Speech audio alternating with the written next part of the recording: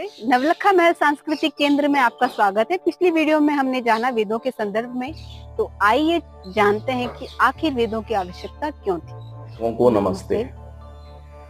जी sir, हम आपसे ये जानना चाहेंगे कि कल का जो आपका वीडियो देखा हमने, तो उसमें आपने वेदों के बारे में बताया, तो वेदों का हमारे जीवन में महत्व क्यों है? बहुत अच्छा प्रश्न है। इसका उत्तर कठिन भी है और देखें एक तरीके से तो सरल भी है जी। इसमें हमको दो चीजें समझनी पड़ेंगी। एक तो मानव और मानवेतर प्राणियों में क्या अंतर है जी। एक, दूसरा स्वाभाविक ज्ञान और नैमित्तिक ज्ञान, ये क्या चीज है जी। तो हम यहाँ से शुरू करते हैं। स्वाभाविक ज्ञान जो है वो जीवात्मा का अपना ज्ञान है, जो उसे जब वो जिस योनि में भी जन्म लेता है उसे प्राप्त होता है। ये ईश्वर की तरफ से प्राप्त होता है। और नैमित्तिक ज्ञान जो किसी निमित्त से प्राप्त हो, यानी किसी से प्राप्त किया जाए, चाहे वो माता हो, पिता हो, गुरु हो, और या फिर परमपिता परमात्मा हो। अब हुआ क्या, मानव और मानवेतर प्राणियों में क्या अंतर है? अगर इस दृष्टि से देखें तो जो मानवेतर प्राणी हैं उनको जीवन यापन के लिए प्रभु ने स्वाभाविक ज्ञान खूब दे दिया, जितना आवश्यक है उतना दे दिया, वो अपने जीवन यापन कर सकते हैं।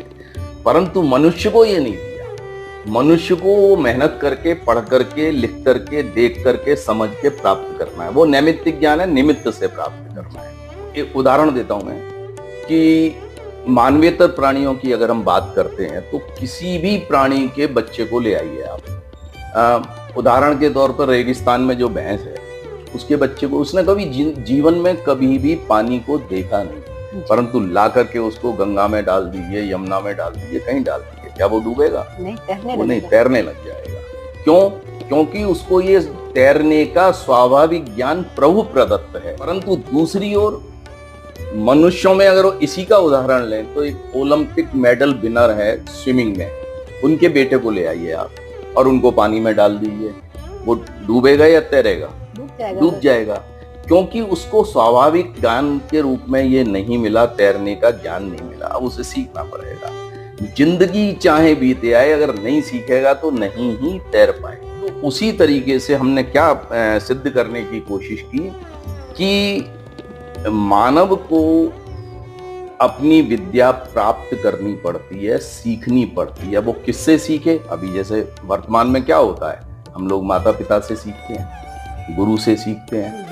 परंतु इस क्रम को अगर हम आगे बढ़ाएं तो हमारे माता पिता ने अपने माता पिता से, गुरु से सीखा, और ये चलते चलते जब हम वहां पहुंचते हैं जहां सृष्टि की प्रथम मानव पीढ़ी पैदा हुई थी, तो वहां उसको ये ज्ञान किसने दिया, उसको भाषा किसने दी? तो ये ज्ञान और भाषा जो है वो उस समय परमपिता परमात्मा ही गुरु था, वही माता थी, वही पिता था। तो जो ये ज्ञान है वो परमपिता परमात्मा द्वारा दिया गया, और इस ज्ञान का नाम है वेद। अब आप सोचिए, मैंने कहा कि नैमित्तिक ज्ञान जरूरी है, तो इसलिए वेद ज्ञान जरूरी है।